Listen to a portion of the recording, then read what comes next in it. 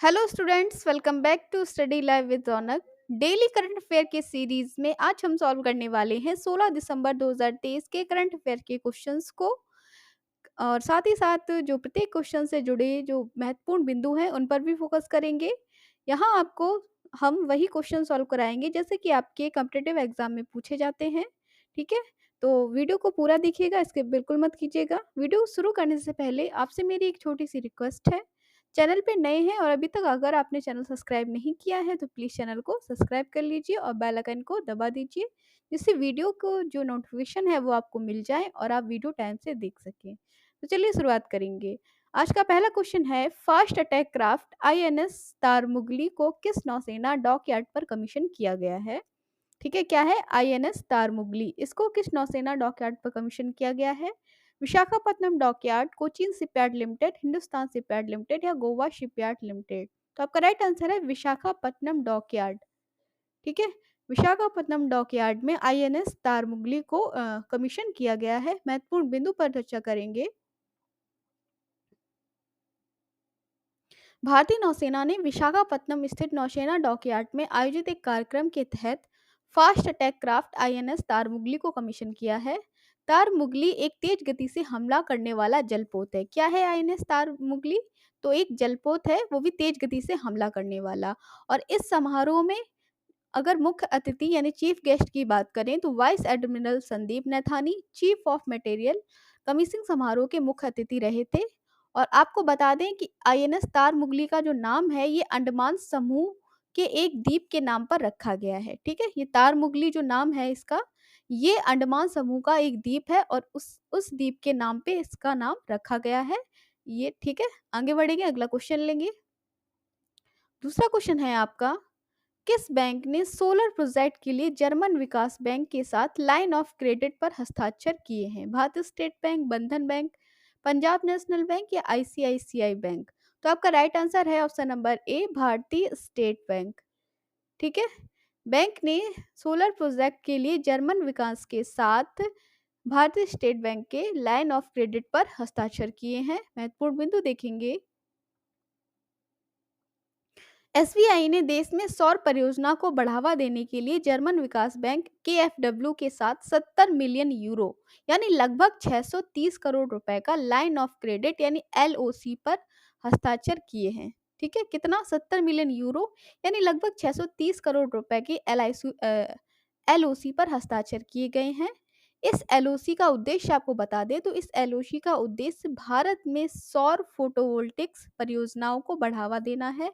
सौर परियोजनाओं को बढ़ावा देना इस एलओसी का उद्देश्य होगा, जो भारतीय स्टेट बैंक ने जर्मन विकास बैंक के साथ किया है। ठीक है, चलिए आगे बढ़ेंगे, अगला क्वेश्चन लेंगे।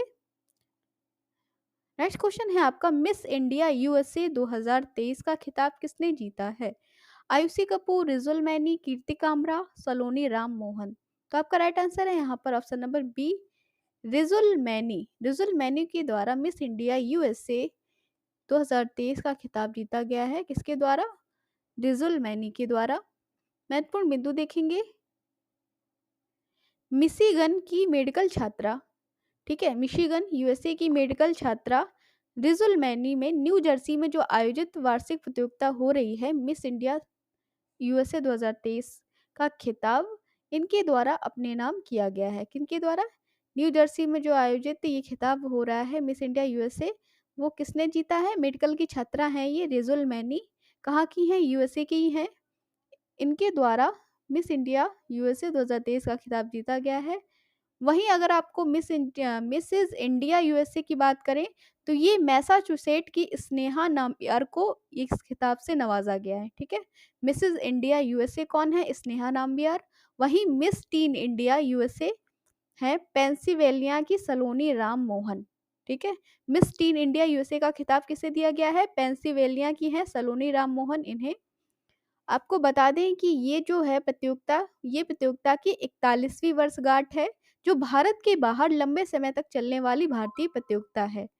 ठीक है, भारत के बाहर ये प्रतियोगिता आयोजित होती है और काफ़ी लंबे समय तक चलने वाली ये प्रतियोगिता है। और इस बार इसकी 2023 में कौन सी वर्षगांठ है? 41वीं वर्षगांठ मनाई गई है।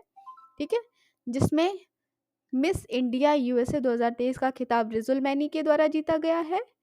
मिसेस इंडिया यूएसए का खिताब स्नेहा नाम्बियार के द्वारा, वहीं मिस टीन इंडिया यूएसए का खिताब सलोनी राम मोहन के द्वारा जीता गया है। अगला क्वेश्चन लेंगे, बीसीसीआई ने हाल ही में किस पूर्व क्रिकेटर की जर्सी को रिटायर करने का फैसला लिया है? सौरव गांगुली, राहुल द्रविड़, युवराज सिंह या एम एस धोनी? तो आपका राइट आंसर है option number D, M S Dhoni. M S Dhoni की जर्सी को रिटायर करने का फैसला लिया गया है, किसके द्वारा? बीसीसीआई के द्वारा। आगे देखेंगे इसके महत्वपूर्ण बिंदु। भारतीय क्रिकेट कंट्रोल बोर्ड यानी बीसीसीआई ने पूर्व कप्तान एम एस धोनी द्वारा पहनी जाने वाली प्रतिष्ठित नंबर 7 जर्सी को रिटायर करने का फैसला लिया है। ये फैसला बीसीसीआई द्वारा धोनी की उपलब्धियों को सम्मान देने के लिए लिया गया है। ठीक है, किस लिए ये फैसला लिया गया है बीसीसीआई द्वारा? धोनी की उपलब्धियों को सम्मान देने के लिए। इससे पहले भी बीसीसीआई द्वारा सचिन तेंदुलकर की जर्सी को, जिसका नंबर 10 है, उसको भी रिटायर किया गया था। ठीक है, और अब इस विशेष क्लब में एक नाम धोनी का भी जुड़ गया है। पहले किसका रिटायर किया गया था जर्सी? सचिन तेंदुलकर, महान खिलाड़ी हैं। साथ ही साथ इन्हें भारत रत्न भी मिला है, ध्यान रखिएगा सचिन तेंदुलकर को। इनकी जर्सी नंबर 10 को रिटायर किया गया था और अब जो है जर्सी नंबर 7 यानी धोनी की जर्सी को भी रिटायर कर दिया गया है। चलिए आगे बढ़ेंगे, अगला क्वेश्चन लेंगे। United world wrestling rising star of the year 2023 के रूप में किसे नामित किया गया है? साक्षी मलिक, निशा दहिया, गीतिका जाखड़ या अंतिम पाघाल? क्या पूछ रहा है आपका? United world wrestling rising star of the year 2023 से किसे नामित किया गया है? तो ये है ऑप्शन नंबर डी आपका, अंतिम पाघाल। ठीक है, अंतिम पंघाल को United world, option number D यहाँ आपका राइट है, अंतिम पंघाल को United world wrestling rising star of the year 2023 के लिए नामित किया गया है। महत्वपूर्ण बिंदु देखेंगे, 2 बार अंडर 20 विश्व चैंपियन और सीनियर विश्व कांस्य पदक विजेता अंतिम पंघाल 53 किलो वर्ग को महिला वर्ग में United world wrestling W rising of the star 2023 के रूप में नामित किया गया है। ठीक है, महिला वर्ग की है ये, 53 केजी वर्ग में इन्हें rising star of the year 2023 UW यानी यूनाइटेड वर्ल्ड रेसिंग के रूप में नामित किया गया है। अंतिम पंघाल ने अपनी सीनियर एशियाई चैंपियनशिप डेब्यू में रजत पदक जीता था, आपको बता दें। उनके शानदार प्रदर्शन को देखते हुए ये उन्हें rising star of the year 2023 से सम्मानित किया गया है। अगला प्रश्न है आपका, एक रिक्वेस्ट है आपसे, सेशन अच्छा लग रहा हो तो प्लीज एक लाइक जरूर करिएगा। प्रश्न नंबर 6 है यहाँ आपका, रक्षा मंत्रालय ने इलेक्ट्रॉनिक फ्यूज की खरीद के लिए किसके साथ समझौता किया है? Bharat heavy electronics limited, Bharat electronics limited, Tata power या इनमें से कोई नहीं? तो आपका राइट आंसर है यहाँ पर option number B, Bharat electronics limited के साथ रक्षा मंत्रालय ने समझौता किया है इलेक्ट्रॉनिक फ्यूज को खरीदने के लिए। ठीक है, ऑप्शन नंबर बी आपका यहाँ पर राइट है। महत्वपूर्ण बिंदु देखेंगे, रक्षा मंत्रालय ने भारतीय सेना के लिए 10 साल की अवधि के लिए इलेक्ट्रॉनिक फ्यूज खरीदने के लिए बीईएल यानी भारत इलेक्ट्रॉनिक्स लिमिटेड के साथ 5,300 करोड़ रुपए का अधिक का सौदा किया है। कितना? 5,300 करोड़ से रुपए का सौदा किया है बीईएल के साथ, किस लिए? इलेक्ट्रॉनिक फ्यूज खरीदने के लिए। आपको बता दें कि इलेक्ट्रॉनिक फ्यूज का उपयोग कहाँ होता है? तो इलेक्ट्रॉनिक फ्यूज का उपयोग भारी क्षमता वाली तोपों में किया जाता है। ठीक है, भारी क्षमता वाली तोपों को बनाने में इलेक्ट्रॉनिक फ्यूज का उपयोग किया जाता है और इस फ्यूज को खरीदने के लिए भारतीय सेना ने 10 साल की अवधि के लिए रक्षा मंत्रालय के द्वारा बीईएल यानी भारत इलेक्ट्रॉनिक्स लिमिटेड के साथ 5,300 करोड़ से भी अधिक रुपए का सौदा किया गया है। भारत इलेक्ट्रॉनिक्स लिमिटेड जो है वो एक भारत सरकार की स्वामित्व वाली एरोस्पेस और रक्षा इलेक्ट्रॉनिक्स कंपनी है। क्या है बीईएल यानी भारत इलेक्ट्रॉनिक्स लिमिटेड? भारत सरकार के स्वामित्व वाली एरोस्पेस और रक्षा इलेक्ट्रॉनिक्स कंपनी है। ठीक है, चलिए आगे बढ़ेंगे, अगला क्वेश्चन लेंगे।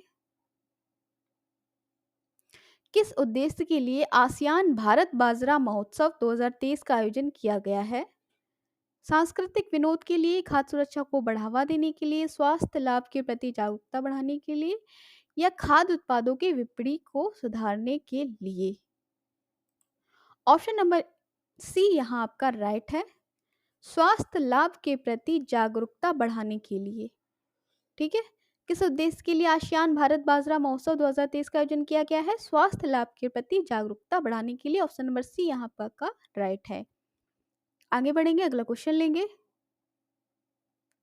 आसियान भारत बाजरा महोत्सव 2023 का उद्देश्य लोगों में मोटे अनाज से होने वाले लाभ के प्रति जागरूकता बढ़ाना है।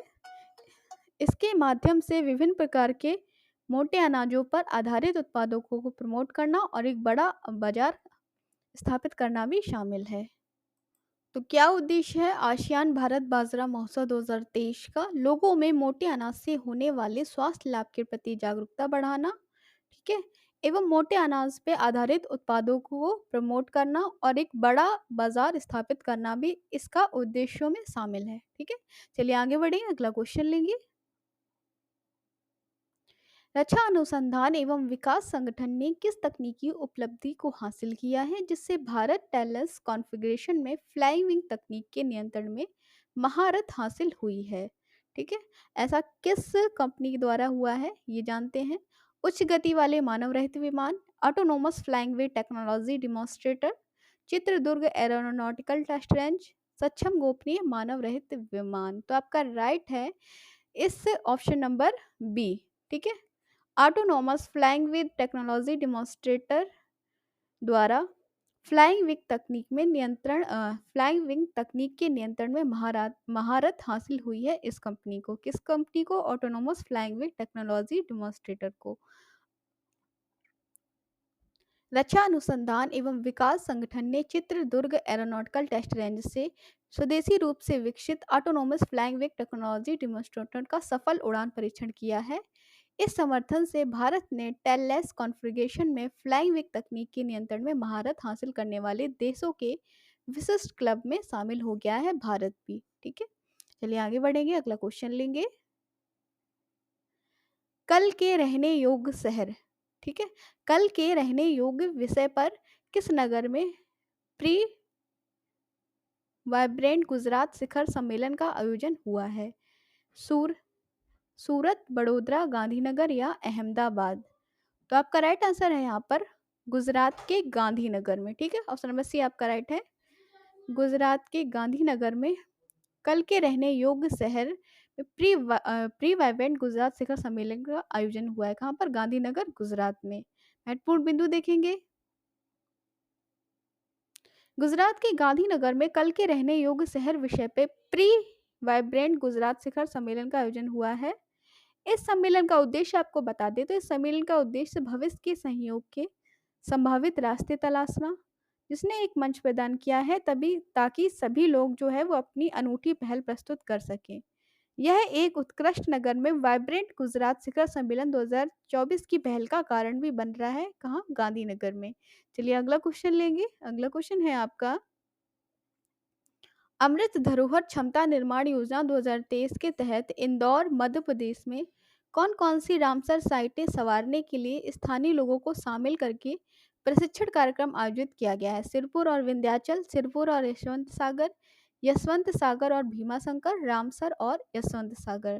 तो आपका राइट आंसर है यहाँ पर सिरपुर और यशवंत नगर। ठीक है, ऑप्शन नंबर बी आपका राइट है, सिरपुर और यशवंत नगर।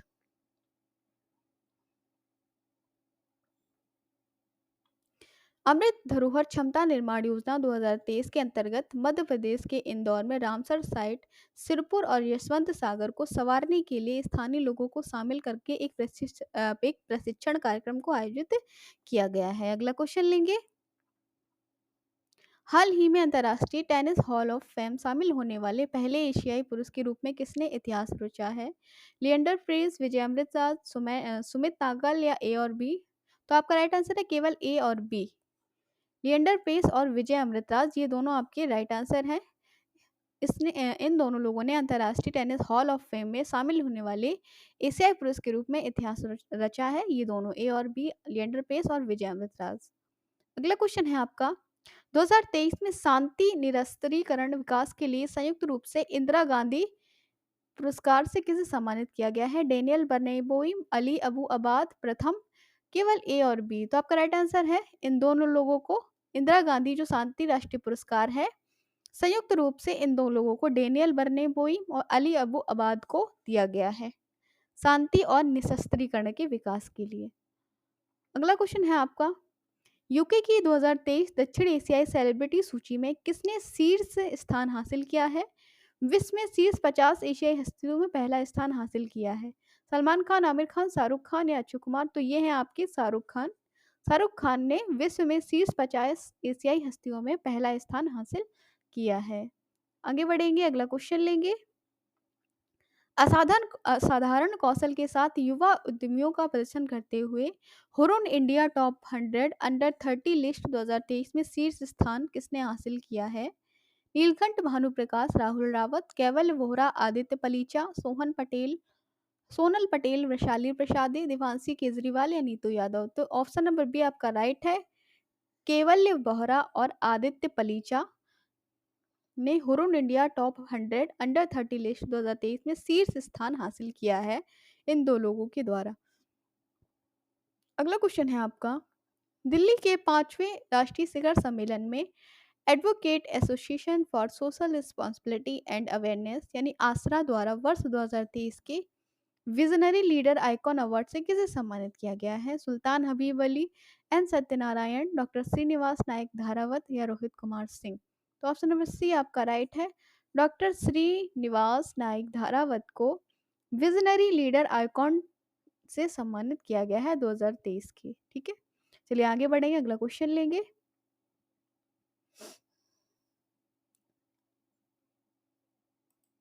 अगला क्वेश्चन है, रसायन विज्ञान की शिक्षा को आगे बढ़ाने में उनके योगदान को मान्यता देने के लिए रॉयल सोसाइटी ऑफ केमिस्ट्री द्वारा शिक्षा के लिए न्यूहोम पुरस्कार प्राप्त करना किसे चुना गया है? कैवल्य वोहरा, सविता लाडीज, नीलकंठ भानुप्रकाश या राहुल रावत? तो न्यूहोम पुरस्कार प्राप्त करने के लिए ऑप्शन नंबर बी आपका राइट है, सविता लाडीज को चुना गया है। ठीक है, रॉयल सोसाइटी ऑफ केमिस्ट्री द्वारा शिक्षा के लिए न्यू होम पुरस्कार प्राप्त करने के लिए सविता लाडीज को चुना गया है रसायन विज्ञान की शिक्षा को आगे बढ़ाने और उनके योगदान को मान्यता देने के लिए। आगे बढ़ेंगे, अगला क्वेश्चन लेंगे। यूनाइटेड वर्ल्ड रेसलिंग द्वारा महिलाओं के बीच वर्ष 2023 का उभरता सितारा किसे नामित किया गया है? तो ये अंतिम पांघाल। ठीक है, ध्यान रखिएगा, ऑप्शन नंबर ए अंतिम पांघाल जो है वो 2023 के लिए इन्हें उभरता सितारा नामित किया गया है, यानी इन्हें star player of the year चुना गया है। अगला क्वेश्चन है, 8 दिसंबर 2023 में लॉन्च की गई भारत की सबसे तेज सौर इलेक्ट्रिक नाव का नाम क्या है? सौर वैगोर, बाराकूडा, सन क्रूजर, इलेक्ट्रिक वेव? तो ऑप्शन में भी आपका राइट है, बाराकूडा। ठीक है, आगे बढ़ेंगे, अगला क्वेश्चन लेंगे। हाल ही में किस शहर में चीन को पछाड़कर सबसे बड़ी पढ़ने की गतिविधि का गिनीज वर्ल्ड रिकॉर्ड बनाया है? पुणे, मुंबई, जयपुर या बेंगलुरु? तो आपका राइट आंसर है ऑप्शन नंबर ए, पुणे। ठीक है, एसपी कॉलेज पुणे में सबसे बड़ा पढ़ने का गिनीज रिकॉर्ड बनाया है चीन को पछाड़कर। ठीक है, पुणे में एसपी कॉलेज पुणे में सबसे बड़ी पढ़ने वाली गतिविधि का गिनीज रिकॉर्ड बनाया है। 3066 माता पिता ने अपने बच्चों को कहानी पढ़ के सुनाने का रिकॉर्ड बनाया है, जिससे इसे पढ़ने की संस्कृति को बढ़ावा मिलेगा और पढ़ने की इच्छा जो है लोगों में ज़्यादा बनेगी। तो ऑप्शन नंबर ए आपका राइट है, पुणे। अगला क्वेश्चन है, एनसीएआर की रिपोर्ट के अनुसार भारत की कुल जीडीपी का कितना प्रतिशत समग्र लॉजिस्टिक लागत से दर्शाया जाता है? जीडीपी यानी ग्रॉस डोमेस्टिक प्रोडक्ट का कितना प्रतिशत समग्र लॉजिस्टिक लागत से दर्शाया जाता है?